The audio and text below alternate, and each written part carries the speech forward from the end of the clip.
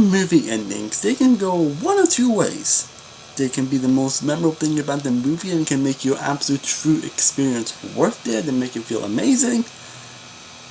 But if it's done right, but when it's done poorly, an ending can kind of sour the experience. Whether it can be from a last minute twist or a last minute decision that kind of like makes you rethink everything about the movie. There definitely have been some movies that definitely I've had endings that are just questionable and kind of make you rethink the movie, but in a kind of good way. And it's even worse when it's good movies that are actually good to great, but the ending kind of sour. And that's the films we are going to talk about today. If you guys haven't already, feel free to hit the like and subscribe button if you want to see more content like this. I am 71 World from 71 Productions, and here are my top 10 good movies with weak to bad endings.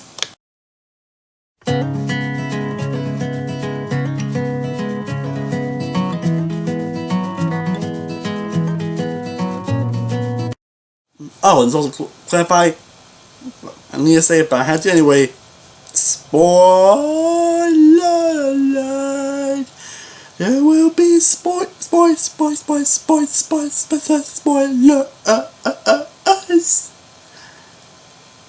Anyways, the first film we'll be discussing is Hancock. Hancock. Once was said to be a very interesting take on this superhero genre. It had good cast to it, great people involved in the film that had the recipe for greatness. And for the first two acts, it was actually a pretty good to solid movie. But then the third act revealed it kind of revealed the chart down on the superhero, and apparently Will Smith was in love at some point, and the directions they're gonna go with it and how that movie, it just becomes a very completely different movie, and not in a good way, and it kind of really tankers the experience here, how they exist here, just yeah. And the second movie we'll discuss about is a very infamous one, and that is Remember Me. Yeah, a movie that had Ron Pattinson here as well. Definitely one of his better roles, honestly. And honestly, even before the end they decided to do the, which I'll get into later, the film was said to be just a kind of forgettable but kind of solid and fun enough romance movie.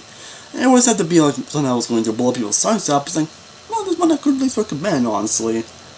And the chemistry was good, honestly. The film was said to be just a not a memorable film, but it was still to be at least a solid one. And you know where I'm going, this the infamous fact that they decided to put 9/11 out of freaking nowhere. To basically, like, it's out of nowhere. That just comes up so just, what was the thought process and thinking like, hey, let's put 9/11 to try to ruin this romance. And the film that could have easily just been ended fine, and it hadn't done that. And now the film is memorable in the worst possible way because of that specific ending. Because, again, it's one that really comes out of nowhere, and one that's just right with the emotion of what they're going for, and like they put 9/11 at the end of the movie, like, it just feels so tacked on, it's ridiculous. Like, yeah, it's definitely no reason why this movie is remembered, but in the worst possible way. The next movie we're talking about is Passengers. Like, when I saw this movie for the first time, when I saw this movie back on an early screen back in 2016, even thought the ending was kind of lacking, honestly. So it was a pretty damn good movie, honestly. I felt like I probably enjoyed it more than most people considering its reception, and the film is definitely a lot different than people that tried me out to be. They make it like that Jeff Lawrence and Chris Pratt both woke up, but so Chris Pratt woke up, she found out where it was, and decided to just wake her apart, and which is very creepy. But those two have good enough chemistry to it. It kind of worked, despite the weird circumstances, and Aurora's kind of action and reaction to everything kind of makes sense and everything. And all that. But the film was actually a pretty good movie, honestly. It looked great, and Chris Pratt and Jeff Lawrence are always good in the roles.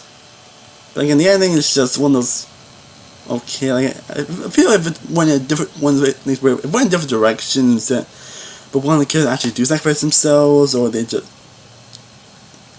everything felt too happily ever after, or too just how do I say this? It didn't feel right. It felt like it went in a more different emotional direction. The film actually would have been a lot more memorable, honestly. It just went just a very stereotypical route, like a generic route they go to, and it just went just, I don't know, just something about it didn't really work. If that makes any sense, then. But I'm pretty sure if you guys see the movie, you probably would know what I'm trying to say here. And now we get to another infamous one, and that is War of the Worlds. And you can't talk about good movies without talking about War of the Worlds. I mean, I don't tell you right now, though, you just love this movie, but for me, I probably enjoyed War of the Worlds probably more than most people, honestly. At least in terms of time, I was enjoying more than most people, and definitely has issues. No one said to be one of Spielberg's best movies, but it was actually a pretty good movie, honestly. Because, do I even need to say why this movie is on this list? Like, it's definitely infamous for a reason. It's, again, a virus ends up killing the aliens, and one man killed the sun, and one killed the sun just comes out of nowhere by presuming being dead. Do I even need to say it? From one Spielberg movie to the next, and that is Indiana Jones and the Kingdom of the Crystal Skull. Again, kind of another infamous one, but again, enough from that. For this ending up, I probably enjoyed more than most people, honestly. I don't think this is actually that bad movie, though. It's definitely easily the weakest of the Indiana Jones movie, though I think it's actually still a solid movie overall. And it's close to actually being good to great, honestly. I actually didn't mind what direction it was going for here. But again, another infamous ending, like, do I even need to say it? Like, seriously, do I even need to say it? I mean, nuke the fridge and aliens. Again, do I even need to say it? The next movie we will be discussing is Tolly. I mean, you probably wasn't expecting it to be on this list, but I guess now Tully was released 2018 and has Charlize Theron and Casey Davidson in the roles in. Before the ending came around, I'm not going to make time on this list. I was always expected to be another top tier that 2018 movie, because again, I see a lot of 2018 movies for sure, and this was said to be on my best little real list. I mean, got great performances, a very real portrayal of the stuff they were going for. Because they're portraying, Charlize Theron gives one of her best performances. She was also robbed, by the way, because Darius gives a career-defining performance here. I love the relationship developed between all the characters. It was very interesting and emotional. And then the ending is one of those where it was so close to greatness. Yeah, how it ended was just not really what the film was going for here. So, again, so close, yet so far. Now we're going to talk about another 2018 movie on this list, and that is Klansmen, a film that was so painfully close to making my top 20 best 20, because everything about it is between this best of the year, honestly, because it does have a lot of the best elements of any film I've seen in 2020, like, especially with Jonathan Washington giving an amazing performance by I'm not the best actor, I think we all can agree on that. Driver delivering another phenomenal performance, and even Topher Grace delivering another incredible performance by his best performance in a long time. So he kind of has the best career since that time show, but those reasons he took me through in the movie again.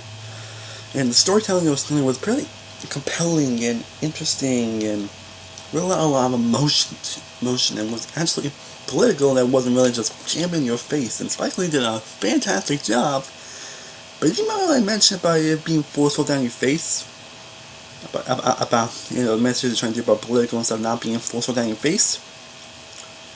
Well, the last few minutes of the movie kind of rectified that. And every time I watched the movie, I was like, oh my god, why did this movie not on my best list tonight? And I was like, damn it, so close. Because, like, if you've seen the movie, you probably know me about saying how first of all it wasn't political stuff, which it really wasn't, and just put a bad taste in my mouth overall. And I found that I was so close to being on my best list as watching it, and then the ending just kind of just knocked it, then being at least number 21 on that list, which is pretty fortunate, because I do love this movie. But the ending does knock it down a bit, honestly, and yeah, I really. But now we answer to the last 22 on this list. Yeah, 322, and that is Jurassic World: The Fallen Kingdom. Yeah, I know, this definitely might be an interesting choice, considering that I know a lot of people really just flat out hate this film. But for me, I actually did mind it, honestly. It's one that I didn't really didn't mind it for so long, honestly. It's one like they kind of get a bit worse when you went first of all, but it's one I was saying it's actually a good movie all around. Like, on the Dress Part 3, I probably enjoyed it. The Dress Part movies probably more than most people, though they obviously barely compared to the original, but I'm definitely someone that would defend the Lost World to the day I die. And I definitely love watch Jurassic World, honestly. It's definitely not a great movie by any means, but it's definitely one of the more fun and entertaining movies I've seen. Probably one of the more fun and entertaining movies I've seen in that year, probably the decade, honestly. I remember really liking Jurassic World when I first saw it. Again, it's a film that did that for me on repeat viewings, but it's a film I still enjoy, honestly. But I don't mind coming back to rewatch, honestly. Plus, we all agree that I think we all can agree, though, even if you like the movie, the ending itself really wasn't that good. Of course, they got the whole twist up with this girl being a clone that's really focused upon after it's revealed, and her ending up releasing all dinosaurs out into the wild. And it's gonna be an odd thing to do. Like, it's just so dumb. It's just so even I cannot defend this. And I even think that Malcolm was a pretty disappointing. I mean, he's probably might get a bigger role in the next one, which I'm definitely more curious about. But even then, this ending is just so fucking dumb and ridiculous. Again, it's not even if you're a diehard Jurassic Park fan, I'm sure none of you guys can really defend this, honestly. Because it's just so ridiculous in the worst possible way, and how just tried to reach dinosaurs out to the wild and everything. I think you guys know what I'm trying to say here. Only got 2 more movies to talk about before we get up to this movie. Feel free to hit the like and subscribe button if you want to see more content like this, and I would definitely love to know what are the movies I think are good but had pretty weak to bad endings. I would love to know down comments a movie that was good but was kind of hampered by the ending.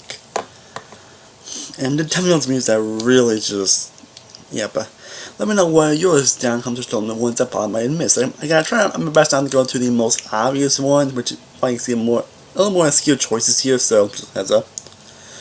The next we talk about is Glass. Yes, I'm talking about Glass here. And honestly, again, have like a bad ending, a twist, but I have time about M. Night Shyamalan. And he's actually been an interesting career, and I do plan on doing a ranking of all his movies very soon. Well, like, the guy really had an interesting career, and all this, by him making my awards from decade last year, I actually don't really hate the guy, honestly. I think because he made so many great movies, he's always an inspiring director.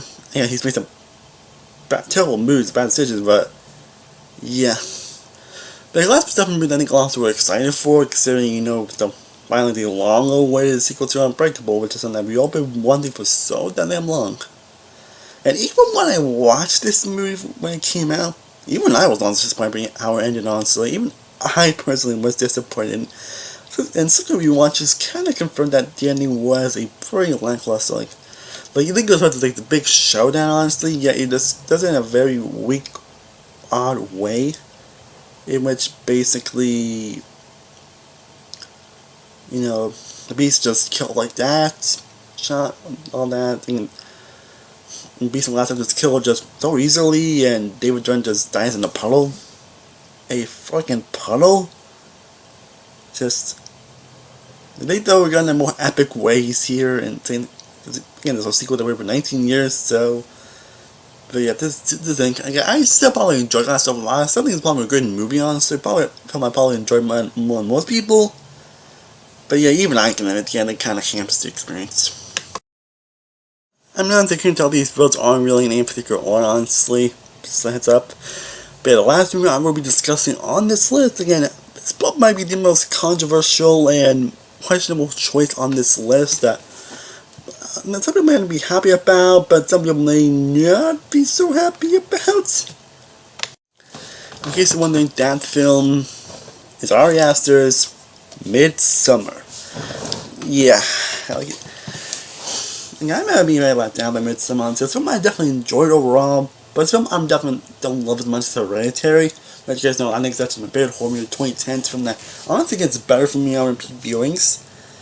And I rewatched Midsummer to see if I was going to love and appreciate it more, because that's how people really are head over heels for the movie. But for me, I'm not really head over heels with this movie. Like, sure, it has some of the most breathtaking cinematography and direction of the year. Our master does know how to direct a movie. I think we all can. He does know how to direct a movie. And the acting picture from Florence Pugh is just fantastic.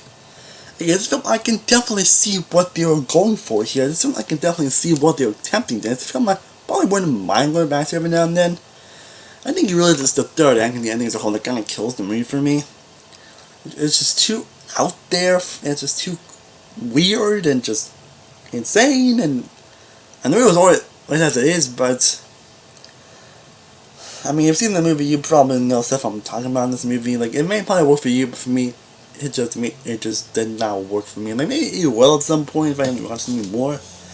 But as of right now, how everything unfolds, how it just ends like that, it's just, yeah, and probably might be a controversial choice, but yeah, we all have those controversial points. Well, guys, I hope you enjoyed me discussing my top 10 good movies with pretty bleak to bad endings. Let me know in the comments down below what are movies that you think have good endings but are just good movies that just have bad endings overall. Let me know down in the comments down below. Let me know what these hosts want me to do down in the comments down below. I am Samuel Royal from Samuel Productions. I will see you next time, and as always, stay cool, love, but peace.